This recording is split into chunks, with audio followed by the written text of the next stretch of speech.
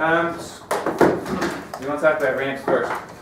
I was hired here in 2007 to continue on with the ramps experiment. That was 100% of my duties at the time. RAMP stands for Rainfall Manipulation Plots, and as you guys have been here for several days already, all of Konza is about fire, climate, and grazing. We have everything set up out in the watersheds to answer the fire and grazing questions and how those interact together. But there wasn't a whole lot of experiments dealing with the climate question. How is climate and climate variability going to impact the growth of tallgrass prairie species and the whole ecosystem under that question? So RAMPS was put together in 1997, didn't really get underway until 1998. And the goal was to manipulate the climate and trying to tease apart some of those questions of what is the potential impact of climate variability going to be on a future ecosystem in this region. And the main driver behind the design of this experiment was that if you take and look at the trend in our storms, we get larger, less frequent storms. Rather than getting an inch every 2 weeks, we get 3 inches at the end of every 6 weeks. And so we have big storms instead of lots and lots of little storms. And that is, you know, the biggest clear trend that you can see in climate data for our mid-continental region is that there's higher variation within the rainfall patterns that we get. And so they had this 12 plots out there, and originally they divided into 3 treatments where there was kind of a drought and then an altered timing and an ambient plots, and the statistics weren't working out really well. So after 3 years, they just cut it down to basically 2 treatments. And so we had 6 shelters where when it rained, that rain funneled down these gutters, went into the black tanks, and then a technician and/or myself would go out there and we would reapply that rain through a sprinkler system. And then on the other 6 plots, we would add 50% of the inter-rainfall period of time. So at whatever our first rainfall event of the spring was, if it rained today and then it rains 2 weeks from now, our ambient timing would be 2 weeks between rainfall events. But I'd add 50% again to that, so another week, half of that 2-week period. So at the end of 3 weeks, I would put on the same rain that I put on the first ones, plus any additional that fell in that 3rd week. And so what you wind up with was a wetting and drying cycle of the soil that had lots longer dry periods, but then it would soak pretty intensely at the end of that dry period. What was your rain amount then, averaged out for those periods? Did you figure that also? Quantity of rain? He wants to see how much I was putting on? Yes. I would put on up to 2 inches. Did I do that? What did you need? I don't think I touched anything. Oh, maybe go to a website if I Oh, we can do that. could, but It's a Mac, I'm sorry. no, it's okay. They do You know I these touched things. anything. So generally you can have, you know, in a June storm, you can have 4 inches. And so when I say that we would put it all on at the end of that period, we couldn't really make the ground soak up more than 2 inches in a day. And so we would spread that large application at the end into today, and then we'd add the rest of it tomorrow, so that we'd give the soil a little bit of chance to actually soak it in as much as could. Of course, there's a threshold where soils get saturated and everything's going to run off, regardless of whether it's, you know, a close time Do you or want not. to do this? Sure. I'll get on the way. I can.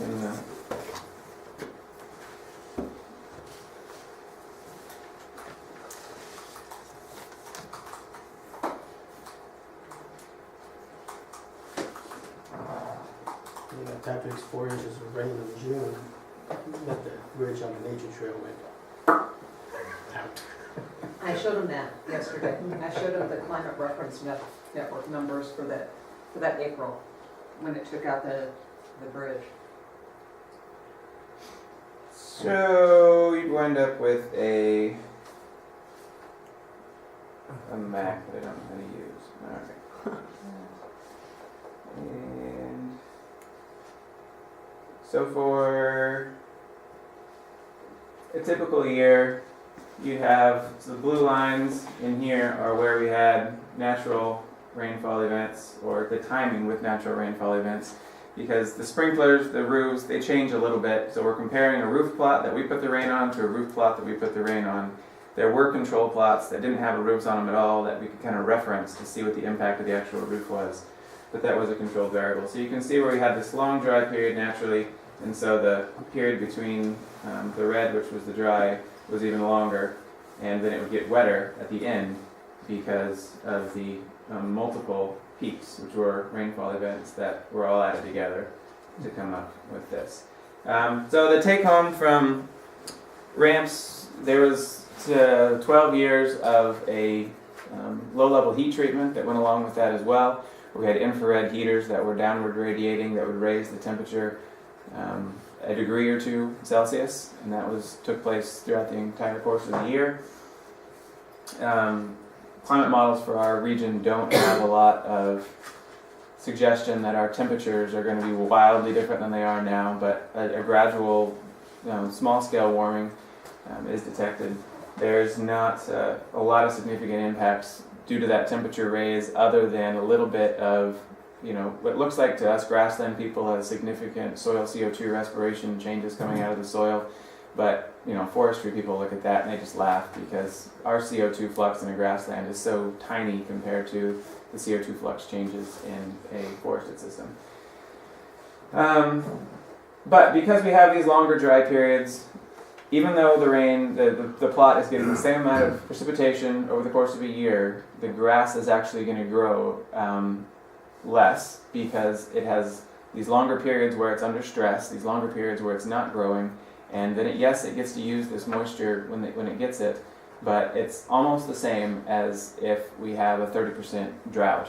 So they're getting the same amount of rain on the altered plots and the ambient plots, but the altered plots are going to look like they got 30% less water, because of the extra stress from those longer dry periods is not going to allow the grass to grow as evenly and consistently throughout the season, and therefore it could have a broader impact. So the funding sources for this project were Department of Energy, Department of Agriculture, National Science Foundation, a pretty broad range, because there was different funding sources where they had different questions that kind of aligned with our question.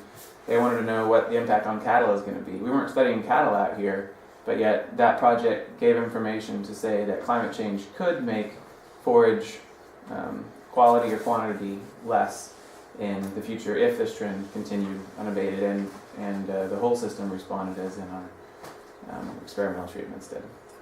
So the 30% drought response was classic, just drought response to forage, to production, everything? I'm trying to boil this down here. So I had 5 different bosses in 5 different states when I was running this project.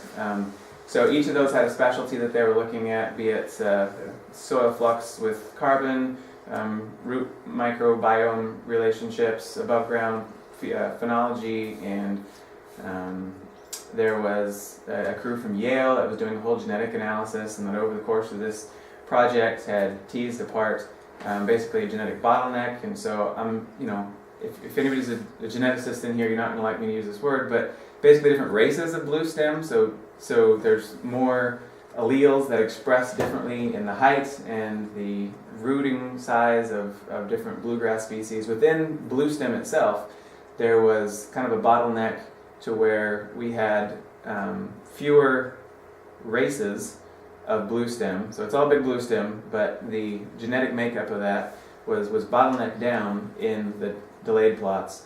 But those ones that survived wound up being very, very distantly related to each other. And so it actually increased the diversity in the sense that the individuals that survived were very different races, but they could utilize either end of this dry or really, really wet spectrum, versus the ones in the ambient plots, which kind of occupied this medium ground of, they couldn't handle extreme conditions in either end, but they could, so those were genomic changes? So those were genomic changes that were taking place within the whole blue stem population underneath the ramps.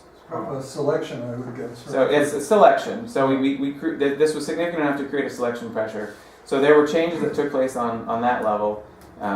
and yes, those carried forward into the fact that we then had a race of blue stem which was shorter, and that those individuals, even if they got more water, that genetic makeup of that blue stem isn't the type of genetic makeup for genes that can grow really, really tall.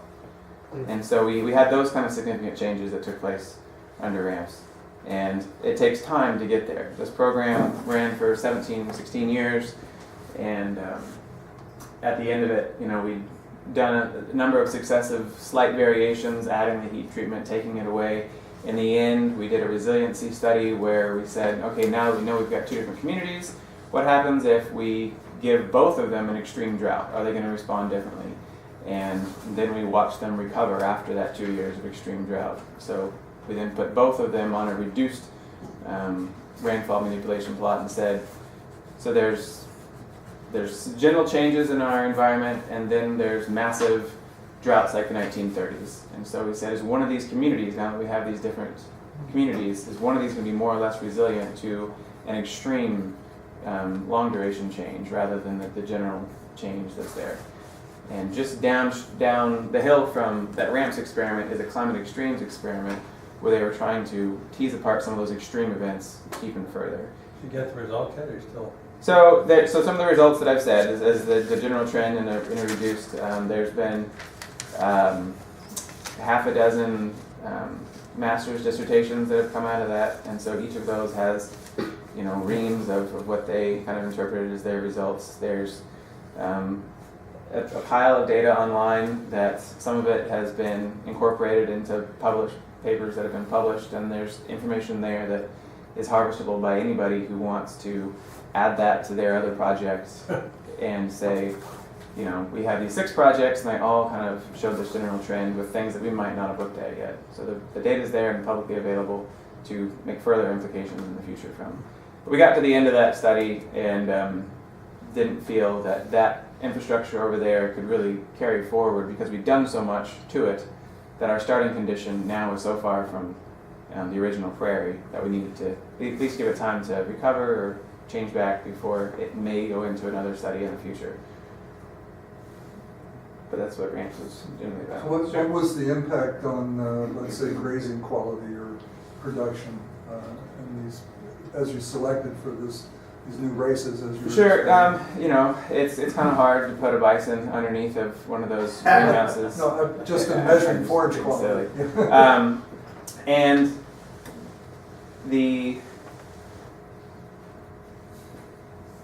generally when you drought stress a plant, it winds up having more nitrogen per inch of leaf tissue, and that probably is true in ramps.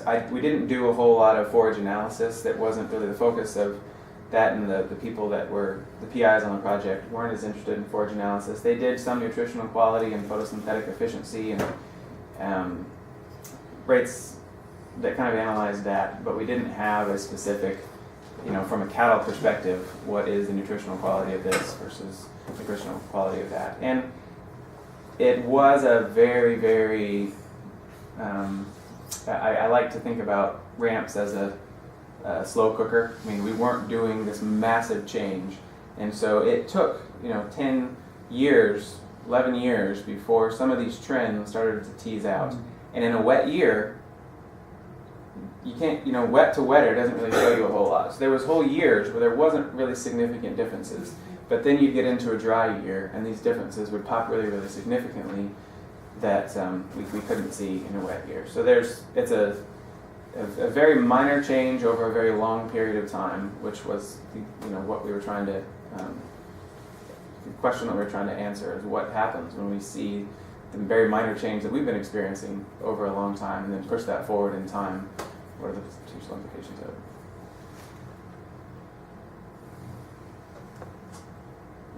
Other ramps thoughts? We're looking at recovery now, are we not? We're not looking at anything in ramps. Okay. So ramps was a long run experiment. Climate extremes is still running, and they're looked at recovery, and then there's a third round of climate extremes that will potentially start this year and next.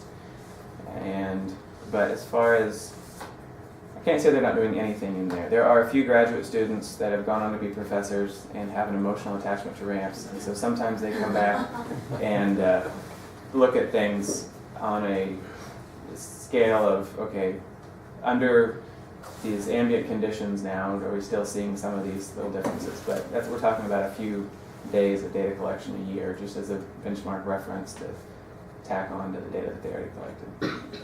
It's just with the frames out there, they're very visible, Mhm. and a lot of visitors that come and do a headquarters tour want to know what those frames are and what they were used for, and so you can say that it's in a period of quiescence. It's just shut down for. It was a climate change experiment that ran for 16 years, and now it's between projects, so it might get used again for something else, but it's not active this year.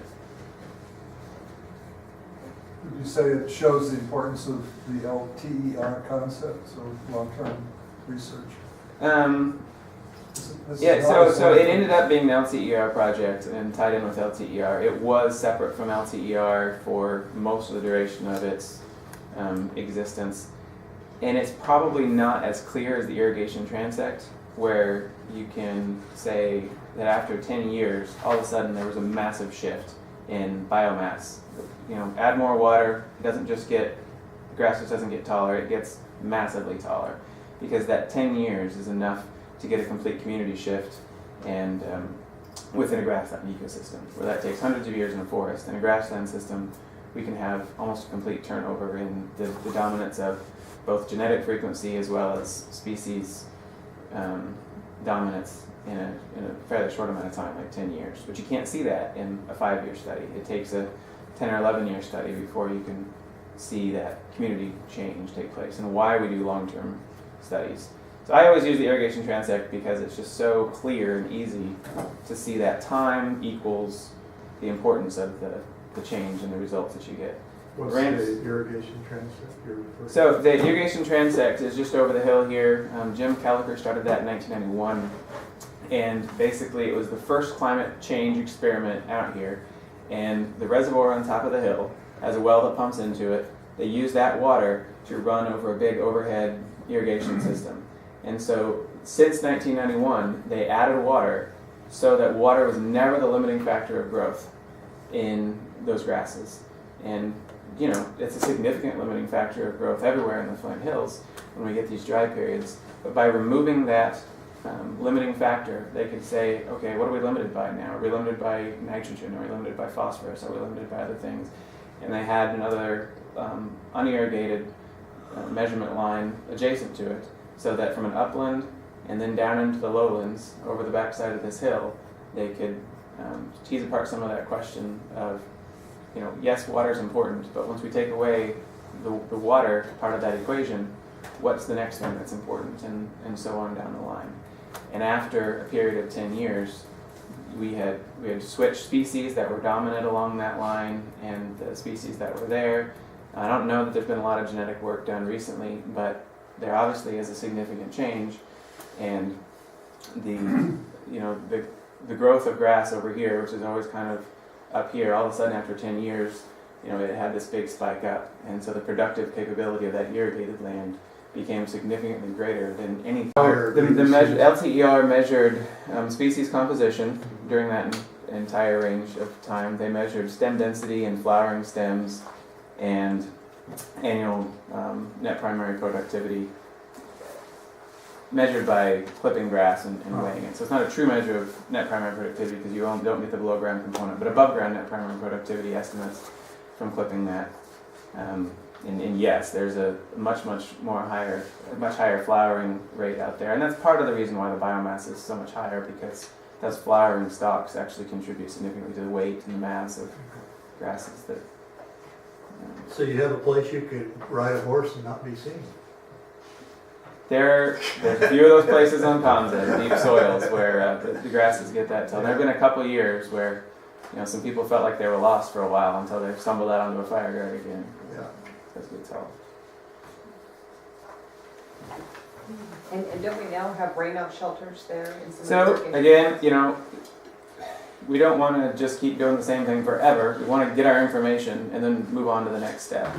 And last year, they took the irrigation transect experiment, which had been run since 1991, it's an awful long time, and they moved the irrigation lines, and so now we have 4 treatments of what is now irrigated and was irrigated before, what was irrigated and is now unirrigated, and flipped. So there was stuff that wasn't irrigated that we then started irrigating, and vice versa, and then put shelters over the top of that to further exclude ground. So there is irrigated with what was irrigated with a drought shelter on the top of it, and there is what wasn't irrigated, so it was dry before, and now it's going to experience an even greater drought with these small-scale shelters that are going to further reduce the precipitation by another 70%-ish.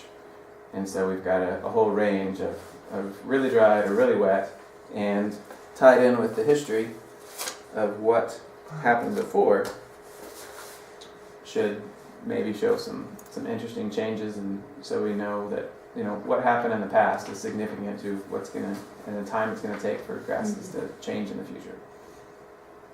And you guys may remember where these are. We pointed them out when we were walking up Butterfly Hill. There was the sprinklers laying there. They don't have the sprinklers out yet. What about the irrigation transect? Is that visible from where? From walking towards Butterfly Hill, We'll yeah, you can see see that. It's Okay. just right outside. You'll walk around it if you do that whole loop, basically, and there'll be shelters out there and sprinkler heads sticking out of the grass that it's pretty easy to see where it's at. And do we put those sprinklers out May 1st-ish? We usually don't have to irrigate until end of June to July, because again, we're only putting water on if the water capacity of the soil is such that it's a limiting factor for the grasses.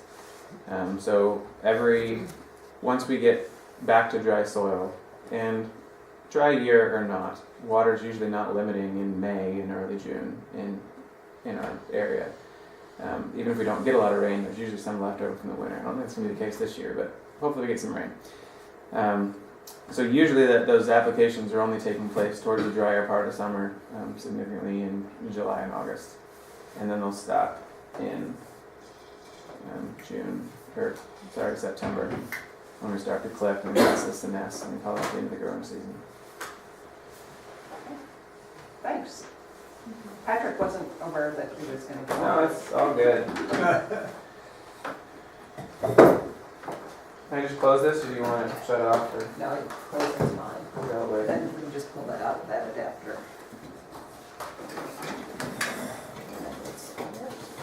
You mentioned the Dust Bowl years.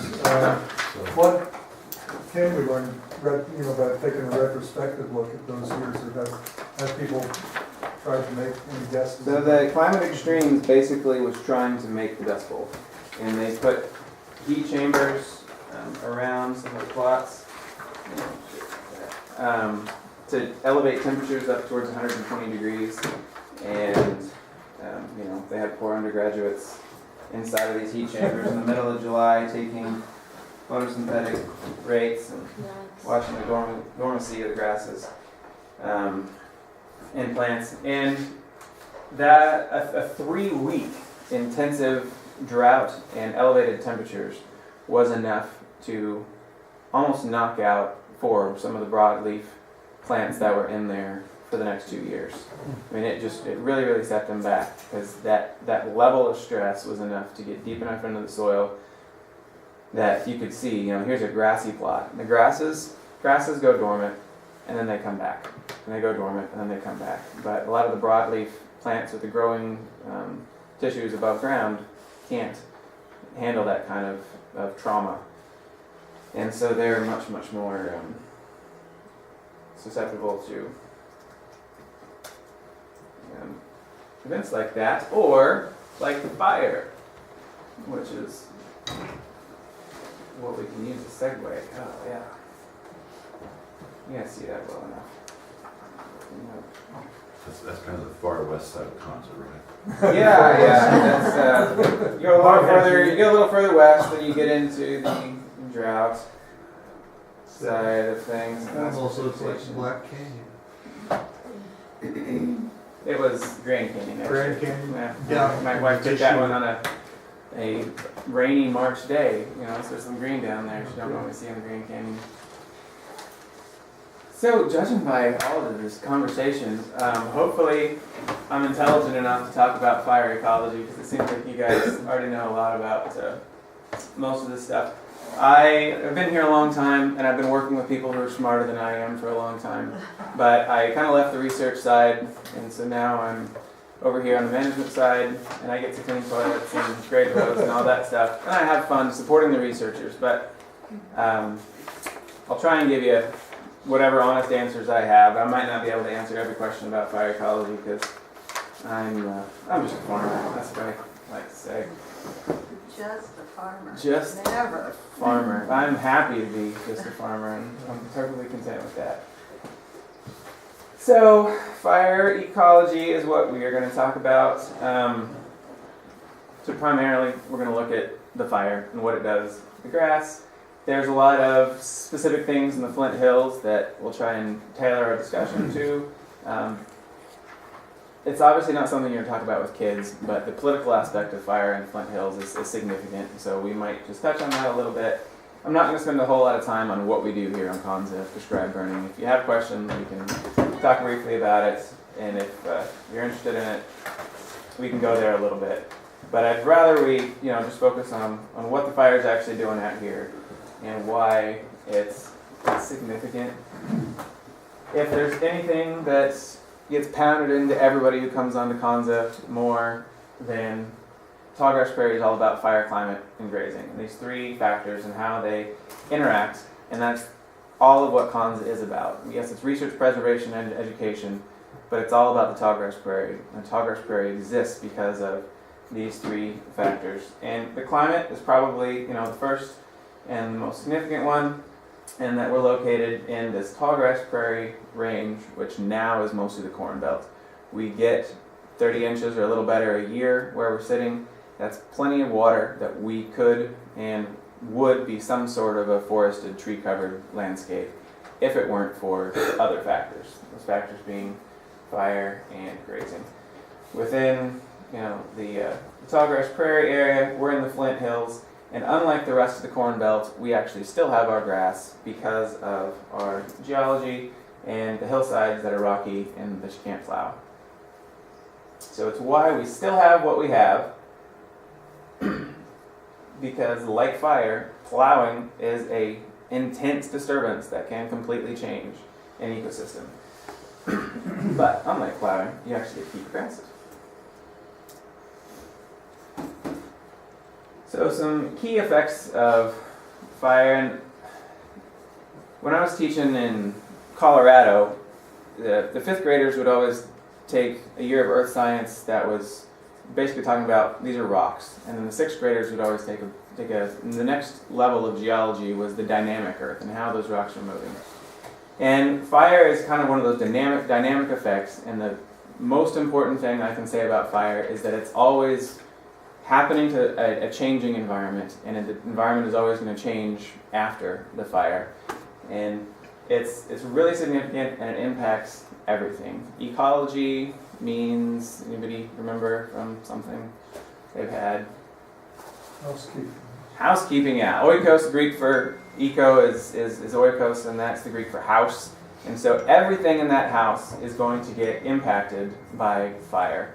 Everything in my house was completely turned upside down when I had kids. It just kind of leveled every aspect of my life, and there was no part of my life that didn't get impacted by that. And 2 years later, when we had another one, it was another leveling of everything that we kind of experienced. And fire has the same impact in that it hits every aspect of the house that is the environment around it. And it's kind of unique in that aspect, because there's very few other ecological drivers that are universal with the degree of impact. It can not rain for a few weeks. You can, have a couple bad dinners at home, and life's going to go on afterwards. But if everything is changed, then you kind of have to think that fire, everything that you think about the tallgrass prairie, is going to have some connection back to fire. And if you burn regularly, and the timing of burning is going to change how that whole house, the whole community can move forward after that. The big things are that fire is going to limit woody invasion. We have grasslands here because the grasses have their growing parts below the surface of the soil, and when a fire comes across the top, everything that's living above is going to either get damaged or killed significantly to a point. We'll talk about some caveats to that. But generally, it is going to limit woody invasion because the trees grow from the tips of their branches versus the grasses, which are going to come back from underneath the ground. You also are going to change the chemistry of the available resources to the ground. All that smoke isn't just carbon dioxide. There's a lot of nitrogen, a lot of phosphorus, a lot of nutrients and resources that could help a grass or forbs and flowers to grow that are going to get removed when we burn. So we're going to change our soil to a bit more of a limited resource pool. You're going to remove all the litter that's on top of the soil, which is going to change the temperature of the soil. It's going to change gas exchange with the soil. It's going to remove any little microenvironments where certain plants that need cooler temperatures or shadier conditions aren't going to be able to have seeds that germinate in those kind of conditions. And you're going to wind up with a uniform surface that is more applicable to a monoculture type of cover. So the plants grasses generally increase their productivity, and that's not just above ground, but they'll grow more below ground too. Part of that is because they don't have any competition they don't have as much competition with other plants. They don't have to work as hard to get through litter layers, and they generally have a longer growing season because they can get started growing earlier because the soil temperature rises and triggers them to start sending up shoots sooner. Soil system and ecosystem properties. When we talk about CO2 flux, everybody knows that plants use photosynthesis, which is going to take CO2 out of the soil and take CO2 out of the air and release oxygen into the air. But they're also living tissues, and so for the plant to live itself and all of those roots to live, and those cells are going to respire as well. And so they're going to do the same thing that we do, and which is take in oxygen and release CO2 into the environment. The balance for a plant is that they release a lot more CO2, a lot more oxygen than they take in, but nonetheless there is CO2 that is going to be released both by the plant cells that are active within the root tissues, as well as all of the bacteria, fungi, and insects, the FBI, that are in the soil, are going to be breathing and releasing, and when we burn, it is usually going to increase the amount of CO2 that's coming out of the soil, partially because we're not balancing it with CO2 that we're taking in, but because when we burn, we're going to, a lot of those roots are going to slough off root hairs and some of the biomass that's below ground, and then that is going to become carbon in the soil that is free for fungi and bacteria to start breaking that down and releasing that. It's very dependent on temperature and moisture presence as well. In our plant community structure, decreased woody cover, altered species richness and diversity. We'll look at a few slides that'll talk about that. You guys already went out with Jeff, so I don't need to talk a whole lot about grazing, right? Looked at some of the different impacts of grazing and how grazing is going to selectively remove some of the grasses, and therefore it's going to create lots of niches and micro environments where different species can thrive, so that we are going to have, versus fire, which is going to reduce diversity, grazing is going to increase diversity within the plant community by creating space and opportunities for flowers and other stuff to grow. And you've already seen Konza Prairie. Everything out here is broken up into these watershed level treatments with different grazing and burning treatments. N4D stands for what? You guys got the flick on that yet? N for Native grazer. native grazer, 4 for 4 years. 4 years, D for Replication. dogwood. There's a lot of dogwood there. No, D is for is for the replication, so not dogwood, although there's a lot of dogwood in that. So the 1, 2, 4, and 20 year, when I was talking about, having successive kids, and it kind of keeps your house at this chaotic state. There's, people I know who are just baby farms and they're on kid number 6, and they, can thrive under these conditions of constant chaos every year of a new kid coming along. And that's essentially what, an annually burned or 2-year burned prairie is like. It has got a lot of species in there that thrive under these constantly disturbed and changing conditions. You get into 4-year and 20-year burns, and you start to be a little more of a swing in plant communities and changes, constantly going from kind of one extreme to the other. 4-year burns actually are the most woodily invaded out here because the dogwoods, the shrub islands, have gotten big enough to the point that the fire can't penetrate and get all the way through them, so we can't kill out those dogwoods with a fire every 4 years, but it prunes the outside. It does kill the outside of that shrub islands, but the response of that shrub is to grow more, just like trimming a fruit tree. And it doesn't seem to matter how much you trim a fruit tree, it's just going to come back with a vengeance. And so they actually start to grow faster than if we hadn't burned them at all, and they just kind of slowly march towards dominance. So 4 years are the most woodily invaded watersheds that we have. We have a number of 20 years. Most of those have all burnt within the last 6 years. But could you know it by going out and looking at them? Probably not, because one fire isn't going to set us back into the starting conditions. And we do have 2 fire reversal experiments where we did just that. We took a 20-year, we flipped it, started burning it annually. We have 2 other watersheds that were annually burned, and in 2001 we flipped those and started and turned them back to an unburned environment. Yep. I want to make sure I understand what you said. So the invasion of woody species is faster in the 4-year burn than in the 20-year. Correct. So if you stop burning and wait 20 years to burn, you're going to have fewer woody invaders than if you were burning it every 4 years. Every 4 years. Every 4 years. Yeah, I mean, and the every 4 years is the important thing, because that it's the repeat timing and the interval that is causing this trajectory of change. And so if we burned it once at 10 years, it's not going to necessarily have the exact same response in the same level of woody invasion that a 4-year burn would have, or whatever. It's that every 4 years. Was that a surprise? Very much so. So historically we thought 4-year burns is the most common, and I don't know exactly where those came from, whether it was anecdotal or charcoal records in the soil, or I'm not smart enough to give you a good answer on that question. But when they set up Konza, 4 years was the most common watershed treatment that we had out here, because we thought this is the closest to normal. And at the time, there wasn't a whole lot of seed source out here. And so it took a long time for that seed source to get established.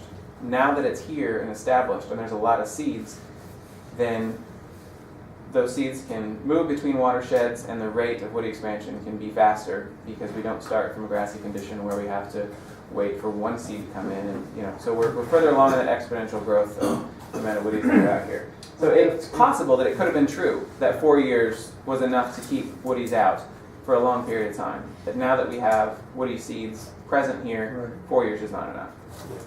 If that's the case, why would you continue to have 4-year burns and why wouldn't you reduce it to 2-year or some other time? Good question. And Konza, it's important to note, we're not trying to create range for bison. We're not trying to create range for cattle. We're trying to understand the structure and function of a tallgrass prairie ecosystem.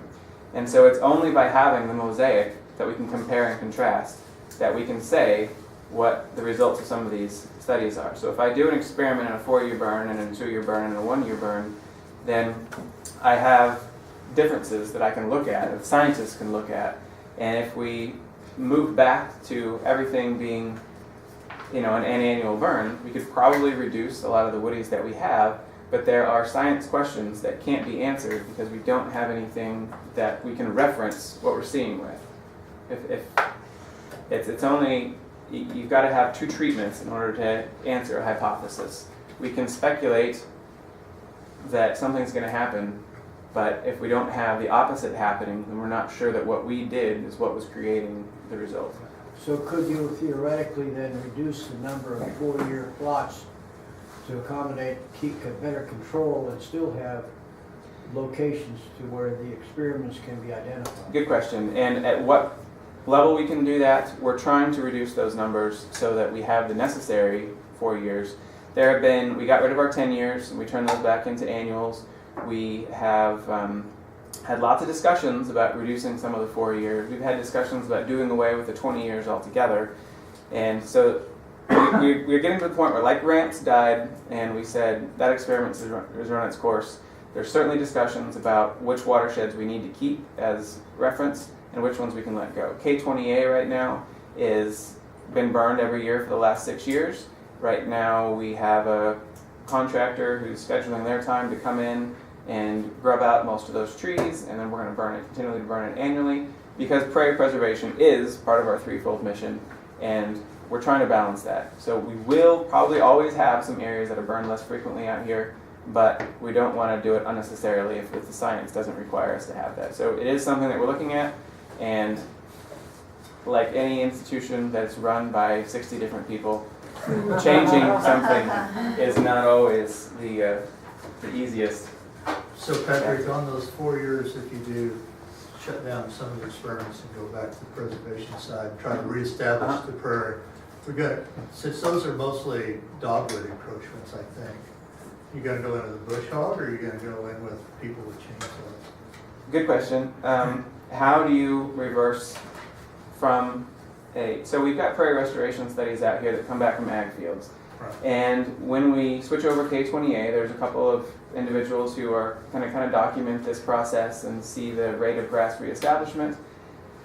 The reversal watersheds, Valerie Wright ran for several years a project where she'd go out with students and measure the shrub islands and try and say, are we shrinking within the reversals? And there's burned and there's unburned, but we all know that there's hot fires and cool fires, and there's fires at different seasons, and there might be different impacts on these different seasons. And so it's not a binary question.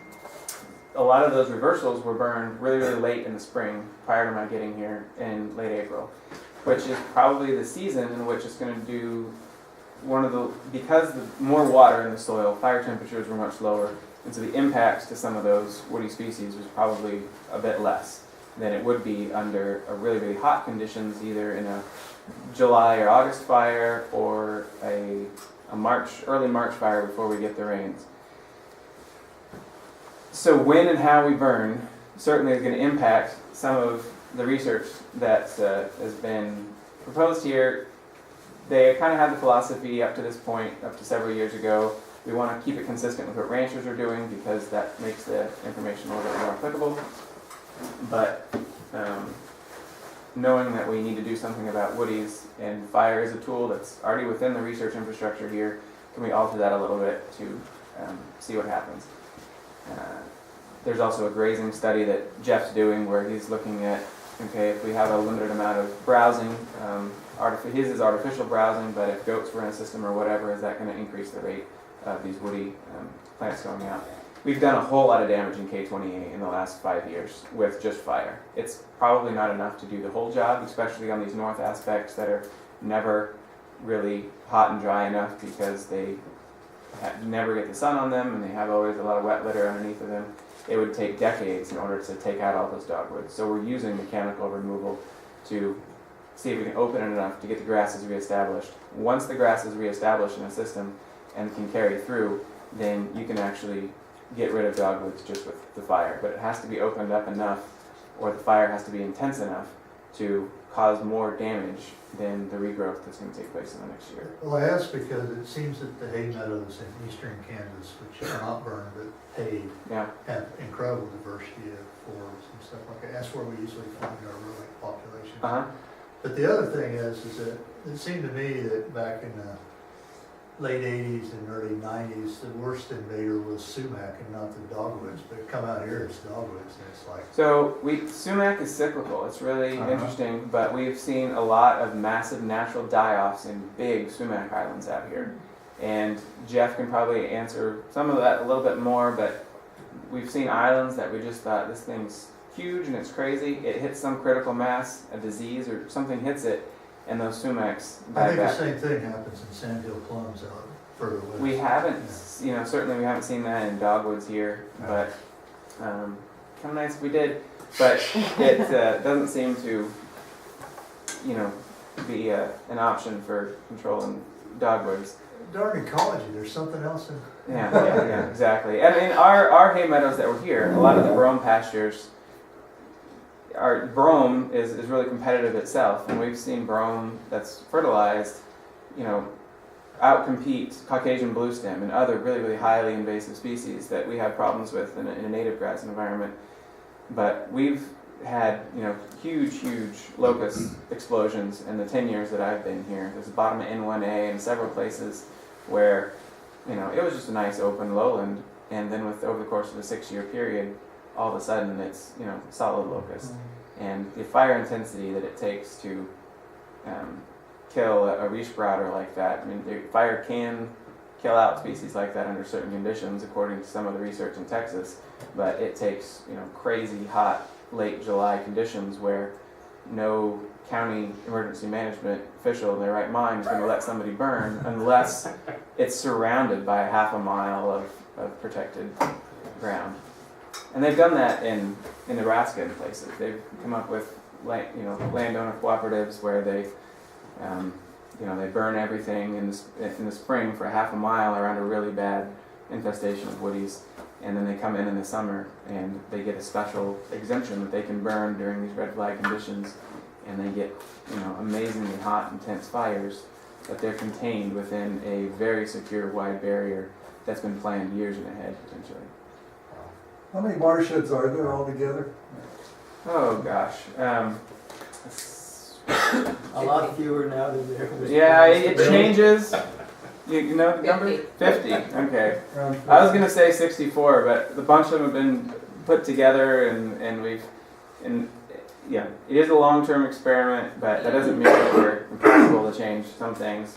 When you say put together, you mean in terms of a management or So experimental protocol? K1B used to be used to have a K4B and K1B and that big blue one that's kind of in the middle. So it's 500 acres now. It used to be 2 watersheds, one about 2/3 that side, one about 1/3 of that side.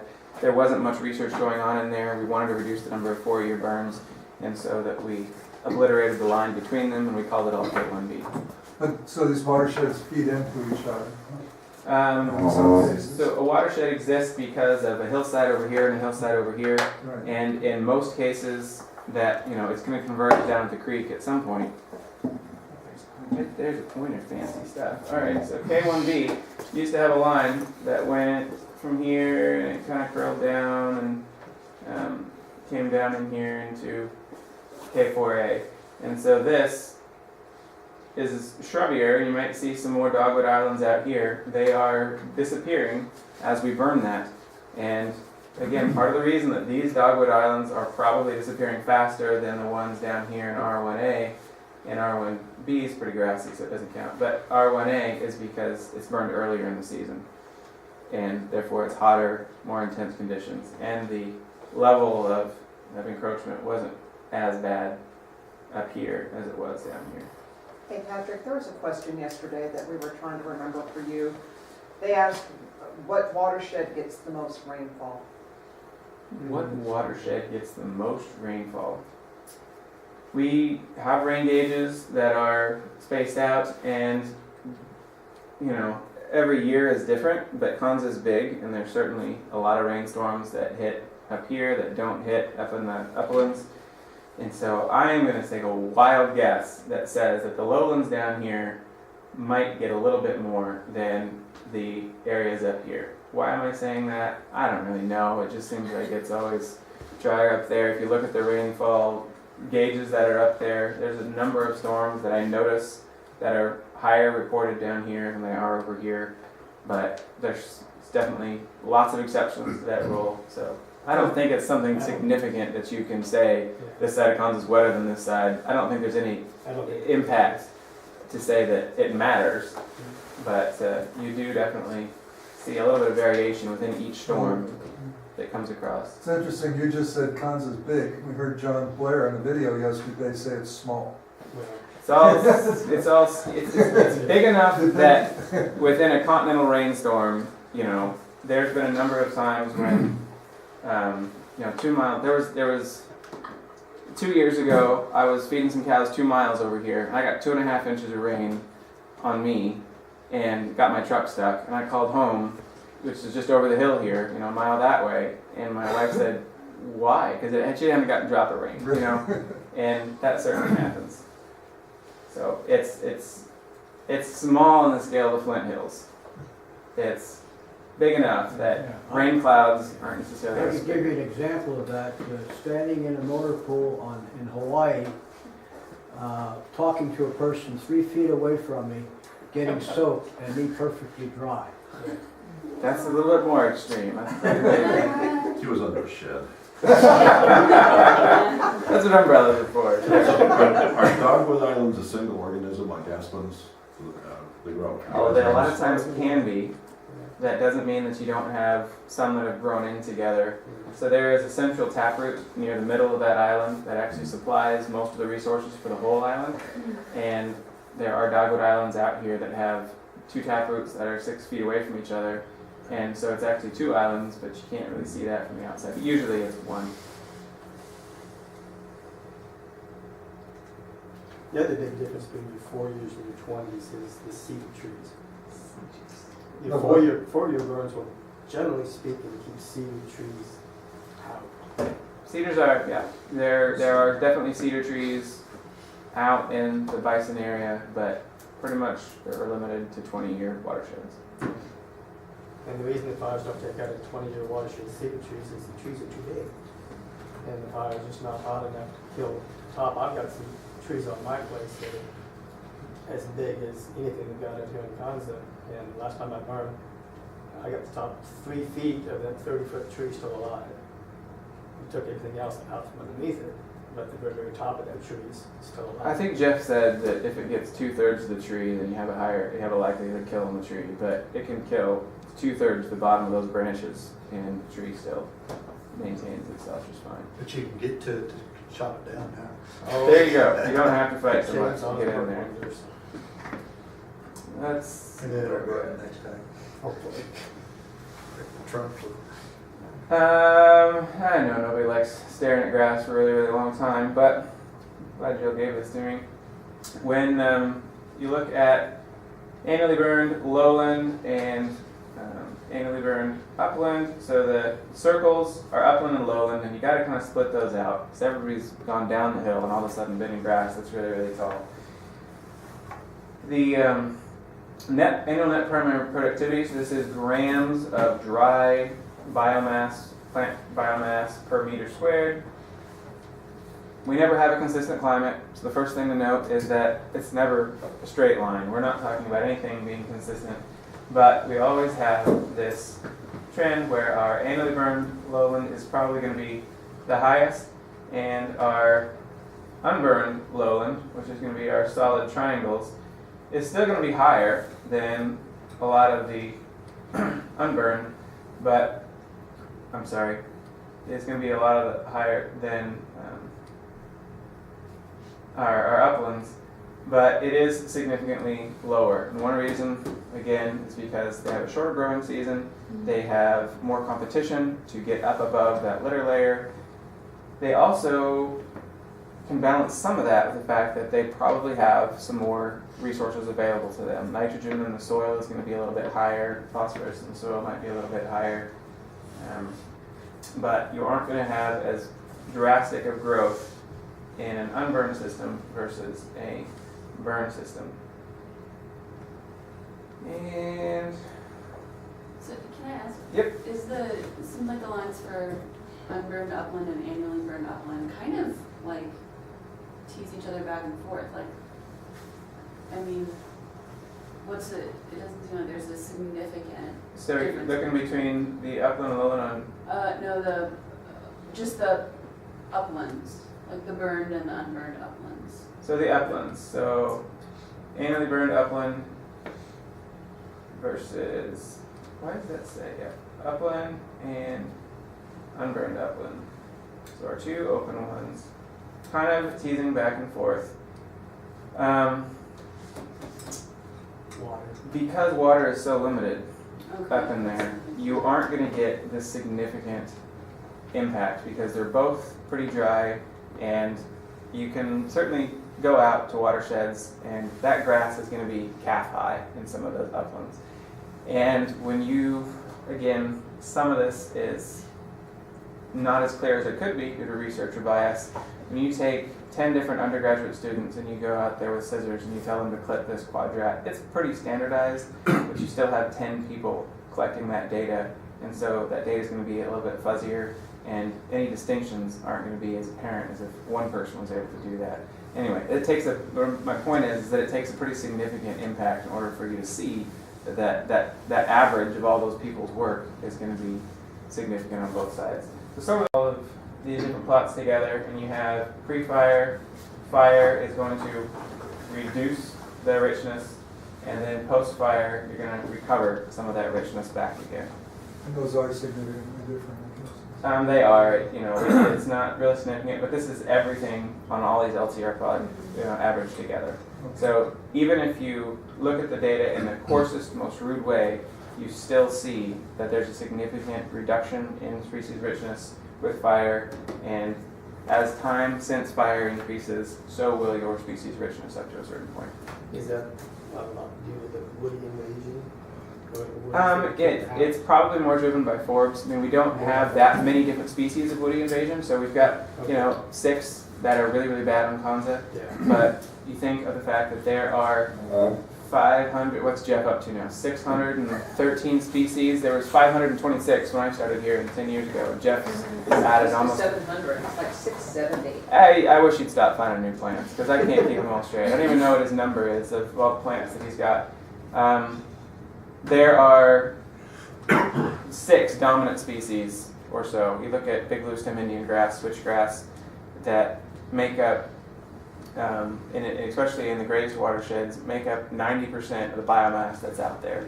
And so you're left with 695 species that comprise that moving up and down richness, and most of those are going to be forbs. Is cannabis one of them? Yes. Yes, We have, it's it's not very good. hempweed. Hempweed, it's not much for cannabis. So, has anybody put together a study to decide whether this change in species richness is because of roots or, archived seed source or incoming seed or, so, So I could rattle off a whole bunch of these different studies where if you're up on 2C, there's the P plots, phosphorus addition plots, where they have changed all sorts of nutrient manipulation and tried to say, is this nutrient addition or lack thereof going to contribute or cause decline in species richness? Species richness is one of those primary factors that they're looking at.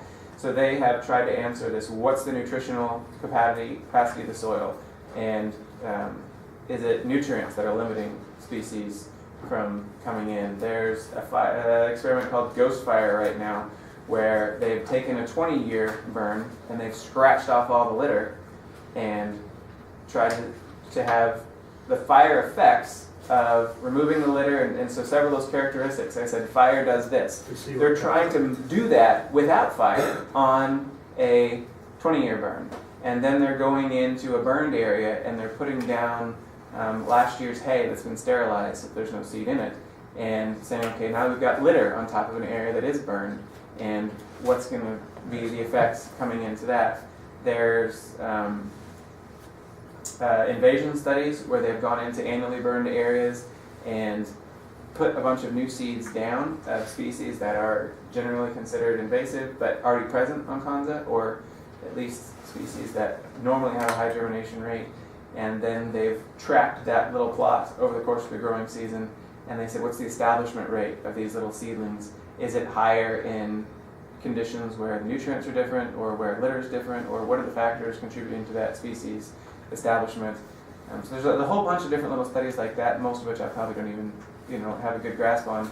But yes, there are studies there. Can I give you an answer to what the results of those are? Probably not. Out in central Kansas, we don't, typically they may start doing more annual burns, but the fact is, we hardly ever burn my entire life I was growing up out there, except by accident. And after a burn, there was always, flowers that we didn't even know existed out there. There's a lot of flowers with 50 to 100 year seed life, and it's amazing what's in the soil that, given the right conditions, can come up. And you think you've destroyed everything, but you just set the clock back and have this disturbance event that then can allow for things you didn't know about. They go into cornfields and that they do restorations in, and all of a sudden there's plants here that they didn't realize were still in the state and didn't get replanted when they were doing a restoration effort. So it's pretty impressive. Well, I think you're kind of asking about seed bank. What's in the seed bank? Sometimes it's seed bank, but sometimes I think it's stored roots that take a long, that can go dormant for a really long time. We're really careful about disturbing the soil, so I don't know that they've done just a whole lot of removing the soil and seeing what grows. Maybe a little on the lowlands where there was ag. There's been a big effort to look at Caucasian bluestem establishment rates, and they did a whole seed bank study associated with that, and they collected soils from all over. They took them to whatever conditions are ideal for analyzing the seed banks and soil, and they were looking for the presence of this Caucasian bluestem even in places where it wasn't. But so there have been some of those seed bank questions that people try to see what's here, but whether you capture the seed that you want to, I don't know. So fire does lots of significant and intense things to the landscape. It also affects people in ways that are intended and unintended. We've always had this early spring is when we need to burn mantra, and that is driven by the cattle industry, and it's practical. We'll talk about the economic impact of that. But within the Flint Hills especially, it's unlike southeast Kansas, south central Kansas, where it's a lot harder to burn and questionable whether it's as much of an ecological necessity. They have less rain, they don't have quite the woody encroachment problems that we have here. Without fire, we're going to become woody, and that cows don't eat dogwood, they don't eat trees, and so to maintain the economic base, fire has been an important part of the Flint Hills. But when everybody burns at the same time, then we get a massive cloud of smoke in the air that can go a long ways and cause air quality problems. This is a picture in 2005 of all the fires on a single day that were in the area, concentrated around the Flint Hills. Is that false color, or is it's really how it looks? I am sure the red is false color, so I don't know what wavelength is picking this up, but it's thermal satellite image that they've then overlaid on top of other to generate the image. There is a site on Google Earth that you go on every day. It has real-time fires everywhere in the United States and stuff like that. It's pretty cool. And the smoke plume is actual image. You can see some of that in the hills, but why? Mostly because when we burn in the springtime, then you get a significant impact on the productive capability of cattle. Those grasses are going to grow more. When a cow takes a bite, he's not getting last year's old dead stuff that doesn't have much nutrition in it, along with the green growing stuff that is going to have more nutrition. It's a pretty clean, high, dense energy source. And so the typical grazing management for the Flint Hills is early season double stock density. A lot of cows come in early in the season when the grasses are growing the most, and then those numbers will get reduced towards the middle of summer. 30 pounds extra of seasonal gain in feeder cattle on burned prairie versus unburned prairie. And if you think about 1 million cattle, that's 30 million pounds of extra poundage that prices between up to $2 a pound. So you're talking about $60 million worth of economic activity just for throwing a match out the window, it's a pretty good return, and justifies why it's being done. All those fires at the same time creates big smoke plumes, like I mentioned, and the EPA doesn't really like to have big smoke plumes going across things when they're completely controlled and intentional.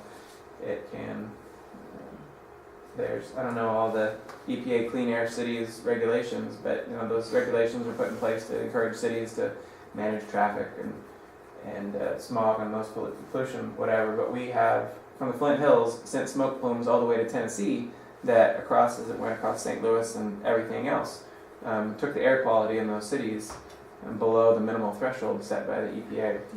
So we have an impact that goes all the way to the East Coast. Okay, so this brings up the question, what's the alternative, maybe you can't answer it, what's the alternative to no more burning? Well, you don't have to say no burning, but we can't do it all on the same day. There's nothing wrong with us burning, but when we have an extension service that says you need to wait till April 15th to burn, and then everybody's trying to burn between April 15th and May 30th, May 1st, then we're concentrating the window in which people can burn. And there was a study done in the 1960s which said if you burn in this window, then you have a slight edge on your grass quality, or not on your grass quality. There was no measurable difference in the grass, but at the end of the season there was this very, some people say questionable, impact that those cattle did a little bit better than on burns that took place at other times. It's probably not as significant that we still need to be, as K-State Extension, saying that this is when you need to burn, because we've proven here over the last 40 years that our burn window is a lot wider than a 2-week period in April. What about fall burning? Fall burning is great. As far as the grass is concerned, if you burn, you can burn, as far as the grass is concerned, you can burn anytime you want to. And historically, this area was probably burned in July and August, the most of any seasonal timing. And so the grasses that we have evolved under a late summer when we had hot, dry conditions and dry lightning starting fires. Yes, I'm sure Native Americans started fires, and maybe they started them in the spring too. Most of the natural cause fires were probably started in July and August when we had dry lightning storms and those fires coming through. There's a lot of people in Oklahoma and elsewhere that are doing some amazing things with increasing forage quality throughout the whole year by rotating through different seasonally burned pastures. And about 30 days after a fire is when we're going to get close to our maximum forage quality and quantity, and the grasses have had enough time that they've sent some nutrition back to their roots, and so it's not going to damage the plant at that time, and so they can have those, what we consider our May-June burning conditions. They can stagger their burns so that they can move that around the calendar. If you don't get rain in late summer, the grasses aren't going to come back really strong, and there's your risk, is that if you live kind of on the edge of this territory like we are, and you burn in the summer, then you will get reduced forage quantity, but you still have a very high quality fall forage, and we usually get some fall moisture to cause that grass to grow. The bud banks in our grasses go dormant towards September, October, and if you burn from there till green up, you're not going to see a difference in the grasses. We've done fall burning and winter burning here for many, many decades, and you don't see an impact on the actual grasses. Early on there was hypothesized that we would have more erosion because you have bare soil that doesn't have above ground biomass on it, therefore it's more susceptible to winter storms. The thing is, we don't get a whole lot of intense winter storms. We get an intense spring rains and we get fall rains, and that's usually 70 to 80% of our moisture for the entire year. It seems like we get rain all the time, but the quantity doesn't come in storms that can cause a lot of that erosion. So we don't have evidence of erosion in our fall burn or winter burn watersheds any different than anywhere else on Konza. If I was a private grazer, I might not be able to burn in the fall because I might need to put my cows out on that pasture, and maybe lower quality, but it's still something for them to eat. And if I burn it in October, then I can't put my cows out there under any conditions because there's nothing for them to eat. And if you combine burning with the hoof impacts, maybe that would contribute to erosion. And so if you're running cattle, that's going to change things. We haven't fall burned on an area that we're grazing. And so some of these seasonal burn questions, we can talk about what we see in a seasonal burn in an ungrazed situation, but we don't have any off-season burning on grazed conditions on Konza currently.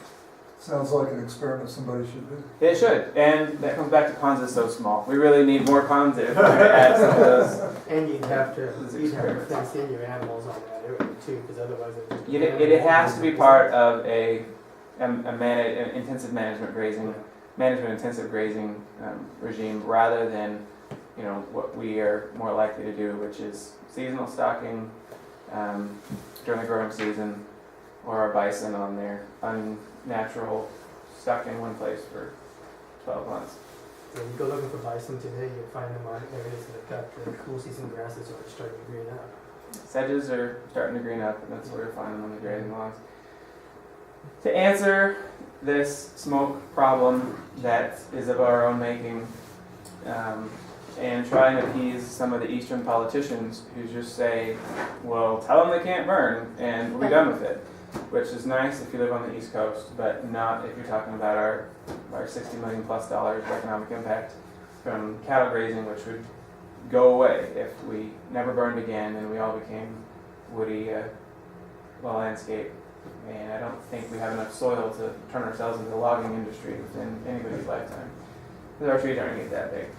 So Kansas Department of Health and Environment was commissioned to address this problem. They worked with several private landowners, private organizations, the Nature Conservancy, and others to develop the Flint Hill Smoke Management Plan.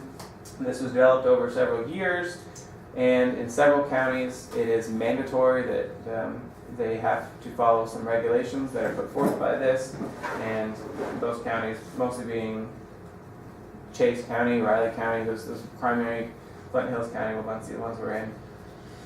And during the season, growing season, so March, April, and May, when people want to burn, then they run this model that they put out there for the public to use.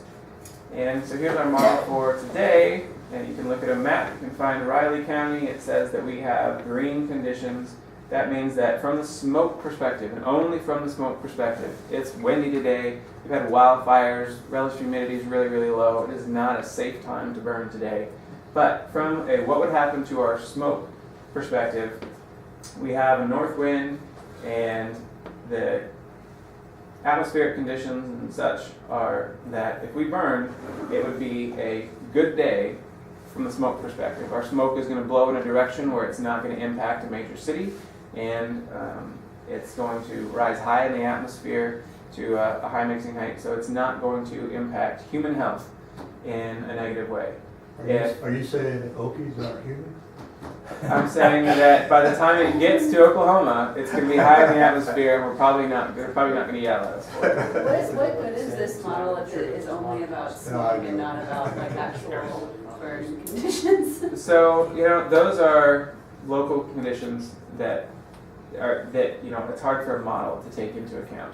And so this is one tool that they want land managers to put in their toolbox, and they want county resource managers. If you want to burn in Kansas, you have to get permission from your emergency management office in your county. So for us, that's run out of Manhattan, and Pat Collins is the rural fire chief for Manhattan, and he has the authority to grant or deny you permission. And so there's a threshold on here too that says if you burn 1 acre, how much smoke is that going to be, versus if we have 10 ranches of 1,000 acres each that are going to burn. And so he can use this tool to say, it's a yellow day, I don't want to say that nobody can burn, but the first 3 people who called me and said that they wanted to burn, I'm going to say yes to, and after that I'm going to say no to. And so it's his responsibility to use that tool to deny permission, or it's the landowner's responsibility to say, yes, it's Saturday and I can get a bunch of my relatives to come and help me burn today, which is nice, but it is a bad day and tomorrow looks better. So if you look at Pottawatomie County and you say today is red, and we could cause some smoke coming in Manhattan or other places, but tomorrow, if we waited and it's Sunday, I can probably still get my relatives and it's going to be better for that reason. So maybe can I take personal responsibility and push my burn off till tomorrow? But this is only based on wind conditions, not, is there any input information from like fire managers saying like, So, I've already said yes? Well, this isn't the regulation, all right? So this is a tool that the regulating agency creates to help everybody else make their decisions. And so when I'm going to burn on Konza, I'm going to look at the weather forecast. I'm going to look at my crew availability. I'm going to look at this, and I'm going to, talk to Riley County. And so all these things have to line up in order for me to schedule a burn. And, most of our burns are going to be fairly small on a scale because we've got the whole place broken up. We're not going to burn 8,000 acres in a single day. Generally burn about 5,000 or 5,500 acres a year, but it's broken up into small burns. But if I look at this and I see that's a really, really bad day, and I know that somebody else is going to say, well, Konza's burning, then I have on, well, number two, but I have on occasion said, let's just not burn today, then it's not worth it, and we're not in a dire situation that we need to get something done. And so this is weight towards good decisions, but this isn't necessarily regulation yet. And it could be that in future years, the state says the counties are not allowed to permit anybody to burn on a red day for smoke reasons. So, in effect, each county individualizes their control of who's going to burn and who's not. How does that interface with the whole area? So there are counties that are mandated by the smoke management program here, and that county is responsible for its own unit. I mean, it's Kansas, we have a lot of autonomous control. What they're going to do in Pot County, as far as the smoke management concern, is completely separate from us. They should make their decisions based on this. We can make our decisions based on that. But if I'm looking at, my county, and I limit my burning in my county, then the manager over there is doing the same thing. Then hopefully we're going to have less of a smoke problem. But it's not centrally coordinated. And there are people who would like it to be centrally coordinated, but it's Kansas, and we don't really like that much control over our decisions. We like to keep it as local as possible. Last year, we had a day or days where we had multiple burnings, which impacted Nebraska. Mm-hmm. And so that's... It doesn't fix the whole problem. And so we started this 4 years ago, and it may have helped in certain situations, but it hasn't eliminated us from causing too much smoke over some cities. And as a result, we're having all these meetings again and trying to decide if there's other steps that we need to take in order to continue to reduce the effect of this smoke. One of those implications is that the Nature Conservancy is pushing hard to try and promote the idea that you're not going to destroy your pastures when you burn in different seasons. And Konza would like to say similar things. You guys have the opportunity to talk to people, and you're welcome to say things in a benign way towards Konza says. Konza's seasonal burning hasn't had a lot of devastating impacts to their grass, but we also don't want to get into a whizzing match with Extension and say that what they're saying is wrong. Because what they're saying isn't wrong, it's just a little bit different from our perspective, in that we're biologists, we're looking at the ecology of an area, and they're looking at animal performance in part of the spectrum, and trying to create a little bit more flexibility in their recommendations through Extension might contribute to this. And eventually they'll get there, but like any organization, they don't move at a really fast rate. How do you respond to somebody who asks you about excess deaths? So I think urban risk managers talk about that, right? There's so many more people that died in Memphis, Tennessee because of our smoke. Have you had anybody confront you with that? I have never had anybody directly confront me with that. There are certainly people, and you watch the news, and there's doctors in Topeka who just think it is selfish and stupid that we're killing children. And I don't want to kill children either, and I don't know how to respond, and it's hard for me. Kill the children? Okay. I mean, they talk about asthma in kids, and the risk of causing some of those respiratory inflammatory conditions due to higher smoke levels. And I think it's definitely bad. This was really a hot debate back in 2007, so I. Yeah, I mean, and it still is a debate, and it's one that you guys may have to encounter as docents that are kind of representing some of the information. Our kind of stance is, you're absolutely right, we need to do something about it, and the easiest thing to do is to widen our burn window so that we don't wind up piling up on April to get this job done. So when I was in Colorado, one of the statements they made was that we had the big Hayden fire, that the smoke was so bad that it was almost like I-25 at rush hour. Oh, Okay. So, I mean, really, is the smoke, it's more visible, but is it any worse than rush hour on I-35 in Kansas City? almost as bad. Well, I mean, that was a statement they made, it was almost as bad. I don't know. Yeah. If you take a look at that map there, what it basically is showing is like today on the left-hand side, Pike County burns is going to put smoke on Topeka. And tomorrow, like, looks to me like the wind is going to change direction and probably blow more out of the south because maybe you can see where Topeka's at. And the county just south of Topeka is red, which means you burn there is going to put smoke on that monitoring station in Topeka. Wichita, the same sort of thing. Today, you're going to. It's generally, this is driven by cities. It's And your driven by proximity to cities. cities, their mixing height of smoke in the atmosphere, and if you have a low cloud bank, it's going to carry along the surface of the ground a lot worse. And, there's certainly been times when smoke went high out of Kansas, and it would drop down on top of Lincoln.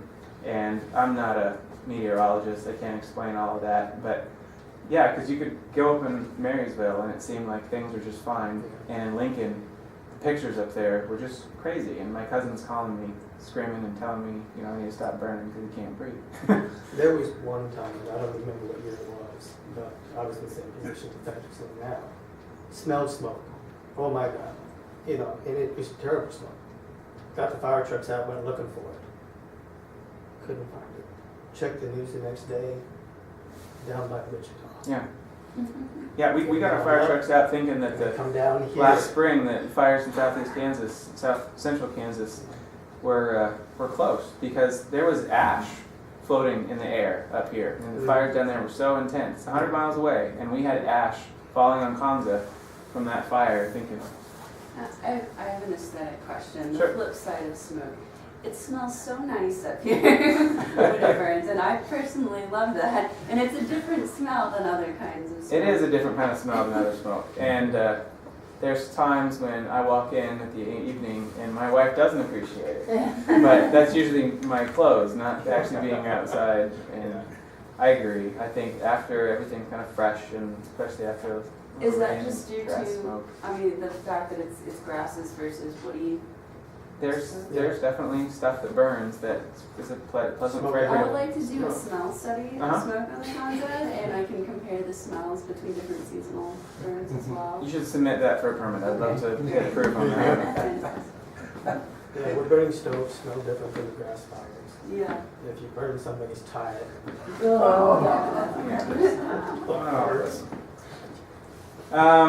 Along the burning discussion, I always have this question, especially from docents that say, "This sounds awesome, and can I come out and can I take pictures?" We are pretty casual out here, but we don't want anybody around the burn crew other than people who are helping with the burn crew. And there's a minimum, there's a threshold of how many people I want around, and I don't want to have to worry about people's safety. So my general question, you guys don't have to ask me individually, is no. Please don't bring your camera out and be in the area when we're taking a burn, when we're on a burn. If it's something that you think is really, really interesting and you want to come out, help Jill for a couple of years, get familiar with Konza, and then you might be able to, help significantly. But Jill needs your help a lot more than I do, so help her first. And then after a while, if joining a burn crew is something you want to try, then you're welcome to do that. Just make sure that you're in capable health of doing it. I don't make any preferences. I make Chad get out there and carry a drip torch just as cruelly as I make anybody else get out there. And so if it's something you're interested in future years, you've already done the training and it's past opportunity for this year. But But it is an option that another volunteering possibility on Konza is to help on our prescribed burn crew. But the only people I really want out there are people who have permission, and sometimes other people get permission.